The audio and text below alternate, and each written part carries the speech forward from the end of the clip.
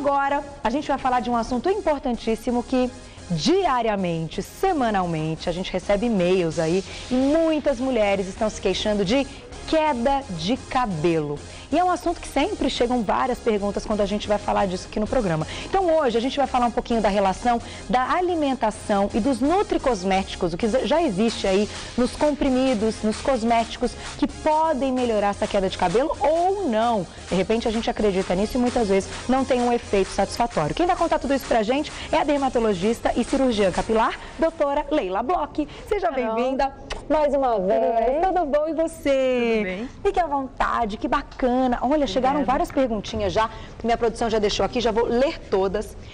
Doutora, olha, eu estou impressionada, de fato, porque acho que tem umas 2 semanas a gente ensinou uma receita aqui caseira com um fitoterapeuta para melhorar aí o crescimento do cabelo, diminuir queda de cabelo, melhorar a condição do couro cabeludo. E foram tantos e-mails, tanta gente pedindo a receita, dizendo, se queixando aí desses problemas, que eu fiquei realmente surpresa e a gente achou que a gente tinha que falar muito ainda disso aqui no programa para orientar e para tentar solucionar muitos desses problemas. Então eu queria começar o nosso papo te perguntando por que hoje aumentou tanto o número de mulheres com queda de cabelo? Isso está relacionado só a hormônios femininos ou o estresse também tem contribuído bastante? Pois é um assunto bem atual. No consultório nós percebemos que aumentou muito a procura, principalmente das mulheres. Os homens são maioria no consultório que foca a queda de cabelo, mas aumentou a procura por parte das mulheres. Para ter certeza disso, precisaria fazer um estudo populacional, ou seja, ali há 20, 30 anos, a gente conseguiria ter uma resposta embasada, científica mesmo. A impressão é que as mulheres que têm acima de 40, 50 anos, após o início da menopausa, antes ficavam mais reclusas e hoje todo mundo tem uma qualidade de vida com uma idade já mais avançada, 60, 70 anos, preocupada com tudo, com saúde e com o cabelo, inclusive. Além disso, o estresse também é um fator que ajuda a cair um pouquinho de cabelo e a questão nutricional, as dietas malucas, uma vida mais agitada, isso está associado a uma procura maior, sim.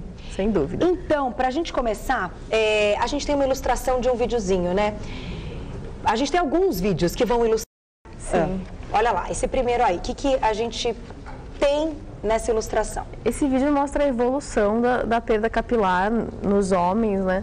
Há padrões de evolução, então pode começar com a entrada que vai aumentando e vai perdendo a região subsequente até restar só a parte de trás, que é a região occipital, ou pode se iniciar na coroa, que é o vértex, que é a parte de trás também, né?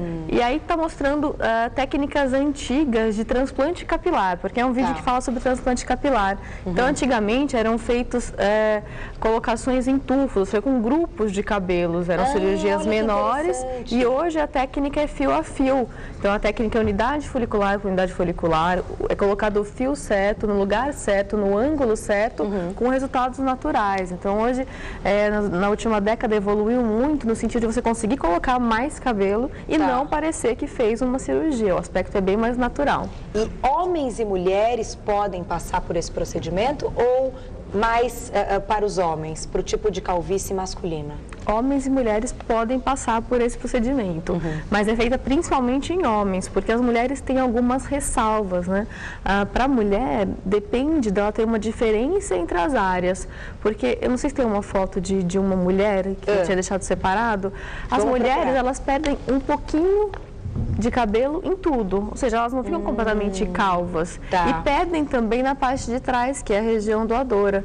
Então, às vezes, não são boas candidatas, ou as cirurgias têm sessões menores. Então, se para homens nós conseguimos colocar 8, 9, 10, 11 mil fios em uma única sessão, para mulheres é muito difícil ultrapassar os 4, 5 mil fios, porque, em geral, na parte de trás elas também têm um pouco menos de cabelo. E nós não fazemos milagre, a gente não multiplica cabelo, a gente transporta de uma área para colocar na área que tem menos cabelo. É mais ou menos isso, numa área saudável, que nascem ali mais fios mais fortes, para uma área que não tem produzido tantos fios. É uma área saudável, é uma área que tem os fios que não Esse vão é um exemplo, afinar. então?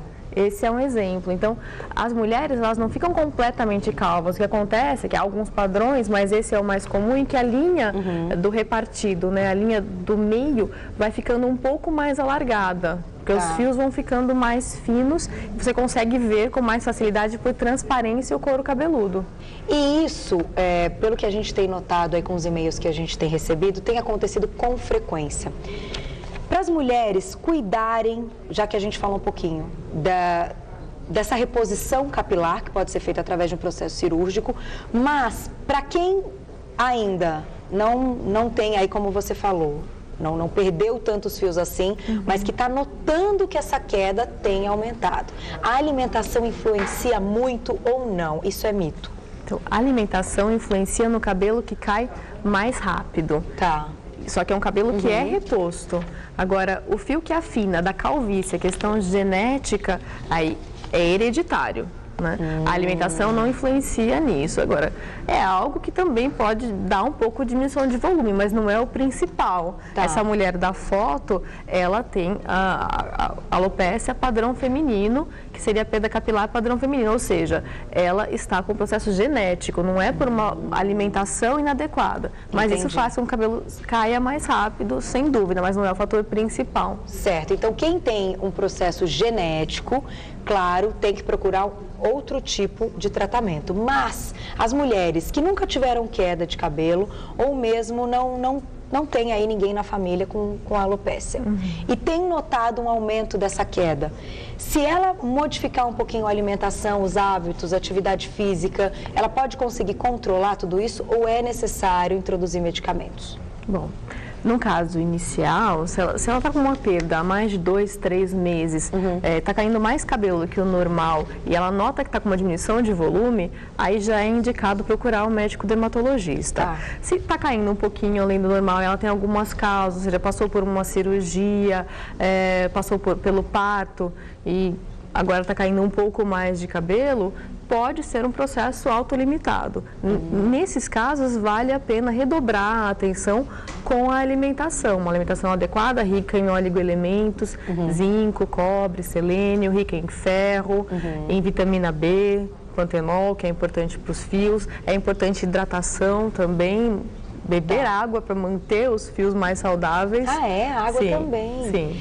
E frituras, doces, uma alimentação rica na parte bem gordurosa, pode aumentar a queda de cabelo?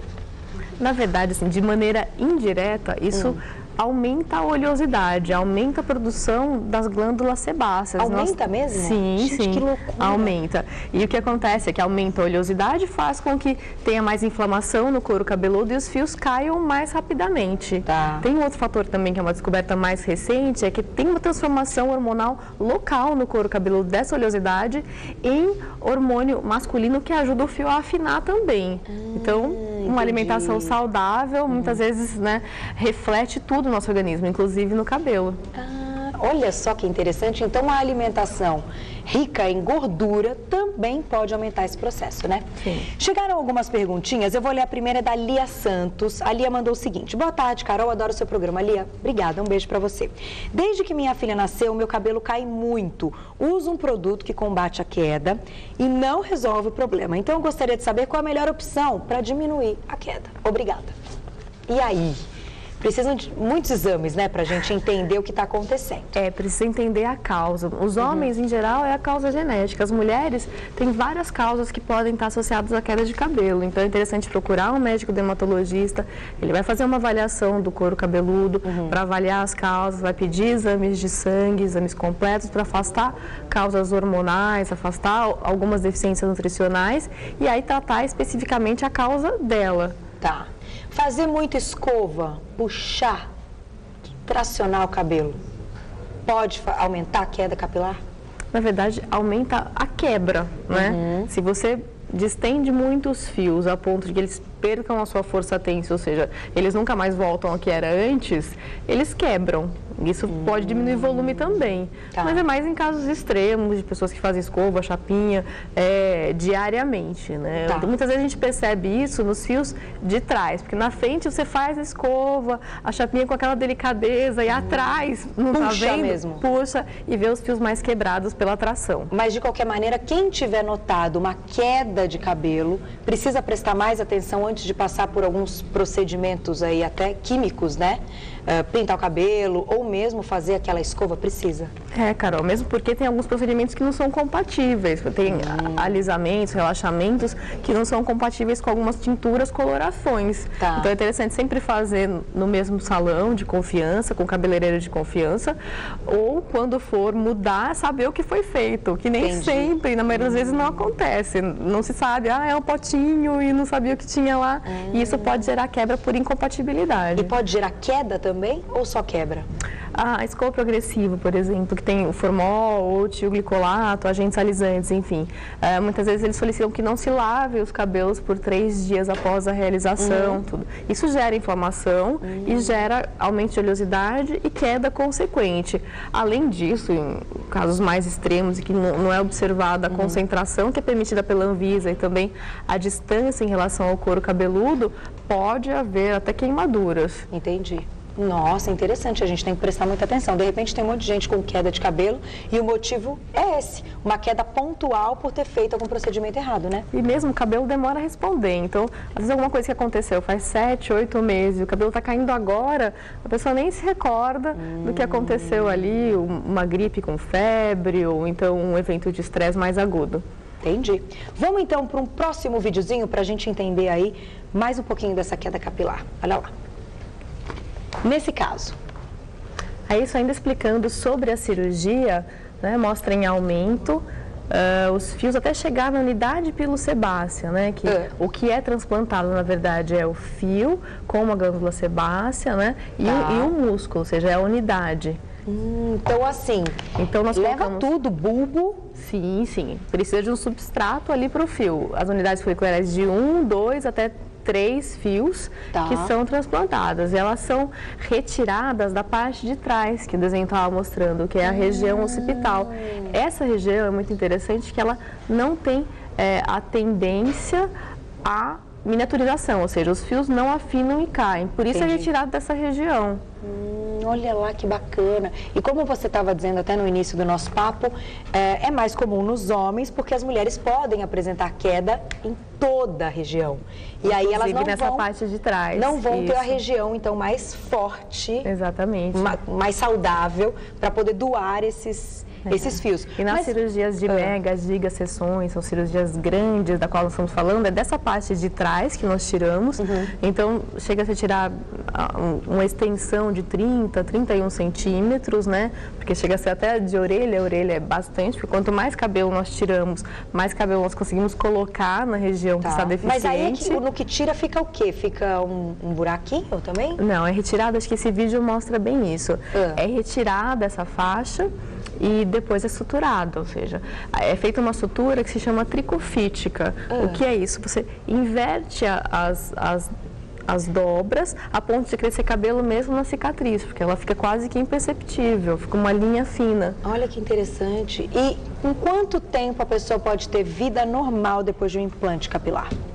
Não, depois da retirada dos pontos, que é depois de 2 semanas, não tem mais nenhuma limitação. Alguns pacientes fazem a cirurgia, por exemplo, numa quinta-feira e na segunda-feira já estão trabalhando normalmente. Né? Alguns tiram 4, 5 dias, mas não precisa de mais do que isso. E precisa, a gente tem essa cirurgia, a gente consegue, por exemplo, no caso dos homens, preencher boa parte aí da região que já não tinha mais cabelo em uma única cirurgia, ou são necessárias várias cirurgias? Hoje em dia, então, a ideia é colocar o máximo de fios em uma única sessão para resolver o máximo possível. A limitação é quanto de fio ele tem para doar dessa região de trás que nós estamos vendo, que depende de quanto de excesso de pele ele tem e quantos fios por centímetro quadrado ele tem. Então, como mostrou ali no vídeo, essa faixa retirada, ela tem até 2,5 centímetros de largura, ela é fatiada e no microscópio são cortados os fios para ficar daquele jeito que nós vimos, fio a fio. E é isso que é transplantado. Nossa, muito bacana, super legal. E claro, você citou que é mais comum em homens, mas não quer dizer que, de repente, alguma paciente, alguma mulher possa passar pelo procedimento. As mulheres também podem fazer, depende da diferença entre as áreas. Tá. Aquelas que já têm uma rarefação nessa região, que é a região mais acometida, bem do meinho, do centro, pode ser feita uma cirurgia nessa região. Tá. Mas o que vale ressaltar é que nos homens as cirurgias são maiores, porque eles têm mais área doadora para oferecer. Perfeito. Tem que passar, claro, por uma sessão, por uma consulta e entender ali qual a orientação do melhor tratamento. Sim, lembrando que é uma cirurgia feita em hospital, com médico anestesista, anestesia local com sedação, ele entra de manhã e sai no final da tarde, mas é uma cirurgia com toda a necessidade de exames pré-operatórios, avaliação pelo médico cardiologista, porque é para ser feita com o máximo de segurança. Perfeito. A Silvia mandou um e-mail para a gente também. Silvia, um beijo para você. Querida Carol, adoro este programa e a pauta de hoje é tudo o que preciso. Que bom. Tenho problema de queda de cabelo há quase 12 anos. Já fiz tudo e nada resolveu. Desde dermatologista, tratamentos de beleza e nada resolve. Socorro, gostaria de algumas dicas. Tenho uma certa calvície e isso acaba comigo. Silvia, um beijo para você. Vamos ver se a gente pode, então, ter algumas dicas para pelo menos controlar ou diminuir. Porque eu acho que, além da queda de cabelo, eu acho que isso traz uma ansiedade para a mulher, que é um negócio inexplicável. Porque eu acho que ela tem a sensação que no dia seguinte ela vai acordar sem cabelo. É mais ou menos isso. É muita ansiedade, e pensando em qualidade de vida, acaba desgastando, muitas vezes é limitante, deixam de participar de fotografia, às vezes de eventos. Então tem alguns truques que podem ser feitos, mudança de penteado, o jeito de pentear também influencia bastante. Tem um pozinho, que na verdade é um cabelo moído, que eu até já mostrei aqui, que também ajuda a disfarçar. Mas é interessante que ela procure um tratamento médico com um dermatologista. Talvez seja interessante procurar um dermatologista especialista em cabelo. Em queda de cabelo. Sim, porque tem alguns medicamentos, se ela está com calvície mesmo, se os cabelos estão afinando, alguns medicamentos que devem ser ingeridos diariamente e de maneira contínua. Não é um tratamento que você faz, melhora, para e interrompe. Não, é tratamento crônico, que é a longo prazo mesmo. E, por exemplo, prender o cabelo. Quem tem queda de cabelo pode prender o cabelo? Sempre fazer aí um preso, um rabo de cavalo, um coque? Ou não é recomendado? Cabelo preso, não tem nenhum problema. Mas quem tem queda pode ou não pode? Não tem nenhum problema, pode sim. O que não pode é prender o cabelo com o couro cabeludo ainda molhado ou úmido, porque isso aumenta a proliferação de fungos, aumenta a oleosidade, faz o cabelo cair mais rápido. Também tem que evitar a tração muito excessiva, né? A tração que pode fazer com que esses fios da frente, que são fios mais fininhos e menores, sejam tracionados, mas isso é mais comum no cabelo étnico, aquele cabelo afro que tem aquelas trações pelas tranças e tudo, não é tão comum assim. Então pode? Pode, não tem problema. E quem tem queda de cabelo, tem que cortar o cabelo curtinho ou isso não tem nada a ver? Porque o que a gente escuta é exatamente isso. Eu tô com uma queda, então eu vou aproveitar, vou cortar bem o cabelo, que ele dá menos trabalho, ou enfim. E aí acaba cortando o cabelo, acaba ficando mais chateado e a queda continua. Pois é, Carol, infelizmente é um mito isso, não muda nada. O tratamento é do couro cabeludo para o fio que está nascendo. O comprimento, na verdade, se fizer um corte, pode aumentar a sensação de volume, repicar e tudo, pode melhorar o aspecto, mas não vai influenciar a queda a longo prazo. Perfeito. E lavar o cabelo? Qual deve ser a frequência para a gente lavar o cabelo? Todo mundo tem dúvida disso. Pode lavar todo dia ou o ideal é lavar dia sim, dia não? De maneira geral, se a gente considerar que a maior parte da população tem uma tendência à oleosidade, seria interessante lavar diariamente. Né? Quem não tem essa tendência pode lavar em dias alternados o couro cabeludo. E mais importante do que a frequência, também é como lavar. Né? Como é a maneira ideal, então, doutora? Conta pra gente. Tem que evitar a água quente, né? Não precisa ser uma água fria, mas morna, quente, evitando a água pelando, né? O couro cabeludo deve ser massageado e não friccionado ou até arranhado, como uma parte das pessoas faz, mesmo que sem perceber. Meio que coçando a cabeça, né? Sim, achando que com isso vai remover mais, vai limpar mais. Na verdade, deve-se massagear sem friccionar, porque a irritação decorrente dos arranhões, da fricção, também induz oleosidade, induz inflamação. Entendi. E deve ser um banho rápido também, removendo todo o excesso do shampoo. E para quem tem a queda de cabelo, o ideal também é que eu acho que passe por uma consulta para ter uma orientação de qual tipo de shampoo utilizar. Porque eu já ouvi dizer, durante um tempo, inclusive eu fiz isso, usar um shampoo no couro cabeludo e outro no fio. Tá certo isso? Tá certo sim. Muitas vezes o couro cabeludo é oleoso, mas os fios já têm uma tendência a serem mais ressecados. Então, a primeira lavagem, pensando no couro cabeludo, com o shampoo de controle de oleosidade, e a segunda, ou um condicionador, né, da metade para baixo dos fios, a segunda lavagem pensando nos fios com um shampoo mais hidratante. Isso pode ser feito, desde que não entre em contato com o couro cabeludo, ok. Perfeito, e desde que tenha gostei. tempo também. E aí não aumenta a oleosidade no couro, né? Exatamente. Diretora, dá tempo de fazer só mais uma perguntinha? Mais uma. Da Raquel. Raquel, um beijo pra você. Obrigada pelo e-mail. Ela diz o seguinte: estou com queda de cabelo de uma forma assustadora. Por isso que eu quis ler o e-mail dela. A casa fica cheia de cabelo, o banheiro nem se fala. Só de pensar a pia fica cheia de fios também. Ao lavar no chuveiro, fico super nervosa. É lavando e o cabelo saindo. No couro cabeludo tem algo como caspa, mas não é. Usei vários produtos e não some. E aí? Bom, tem que saber o que pode ser nesse couro cabeludo que não é caspa? É excesso de oleosidade? Caspa é um conceito, né? A caspa, na verdade, que a gente chama de dermatite seborreica, pode ser só oleosidade, depende do grau dela. Pode ter descamação, pode ser mais graxenta, pode ser mais seca. Então, é um fator que faz com que o couro cabeludo fique irritado e o cabelo caia mais rápido. Acho que é interessante procurar um médico dermatologista para avaliar se é caspa, é dermatite seborreica ou não. Tem também uma afecção do couro cabeludo que se chama psoríase, né, que pode dar na pele também, mas no couro cabeludo que seria inicialmente confundida com uma caspa mais intensa, que ela tem que afastar, porque o tratamento é diferente. E mas que também aumenta a queda. Também aumenta a queda se está com inflamação. E investigar se tem alguma outra causa interna, se está caindo muito mesmo, provavelmente vem alguma coisa nos exames de investigação dela. Tá, então isso é imprescindível, esses exames de investigação.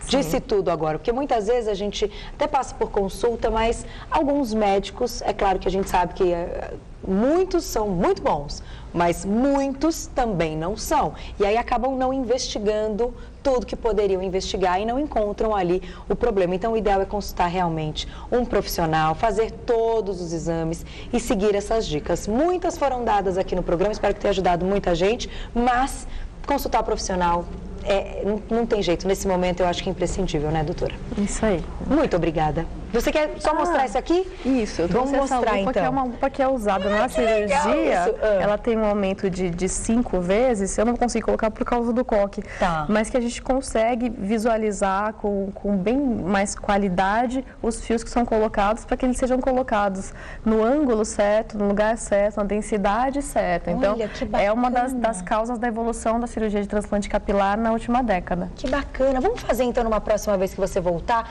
a gente mostra o passo a passo dessa cirurgia? Claro, vamos sim. Com que a gente conseguir ilustrar aqui no ar, porque claro, é uma cirurgia, a gente vai conseguir mostrar aí de repente com uma ilustração de desenho, como você trouxe. Sim. Mas eu acho muito legal e a gente vai mostrar todos esses acessórios, porque pode ser a volta da qualidade de vida para muita gente, né? Exatamente. Obrigada por ter vindo mais uma vez. Obrigada a você. Eu tô sem um agradecimento, você quer deixar algum site? Não, tudo bem. Não tem problema? Não. É porque como o CRM muitas vezes não libera, então se você quiser deixar algum site, mas quem quiser saber mais informações pode mandar e-mail pra gente no vocebonita@tvgazeta.com.br e eu agradeço mais uma vez a dermatologista e cirurgiã capilar. São poucas as mulheres que são cirurgiãs capilares aqui.